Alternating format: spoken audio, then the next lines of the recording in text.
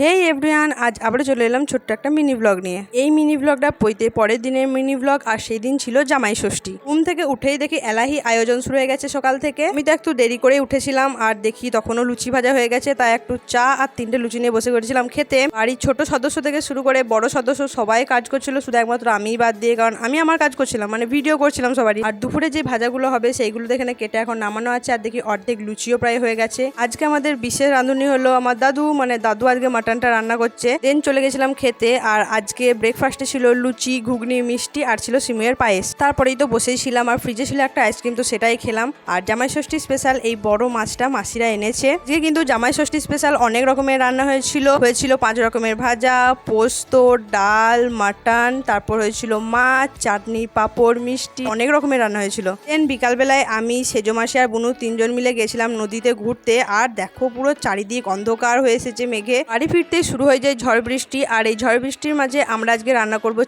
Chowmein রান্নার দায়িত্বটা পড়েছিল আমার ওপরে। সম্পূর্ণটা আমি শেষ করলেও কিন্তু বাকি এই এতটা চাউমিন উল্টোনা আমার পক্ষে সম্ভব ছিল না, তাই মায়ের হেল্প নিতেই হয়েছিল। এখন আমরা সবাই বসে পড়েছি খেতে, আর সবাই বলেছিল চাউমিনটা খুব সুন্দর হয়েছে। তো এইভাবে আজকে কাটলো আমাদের দিনটা।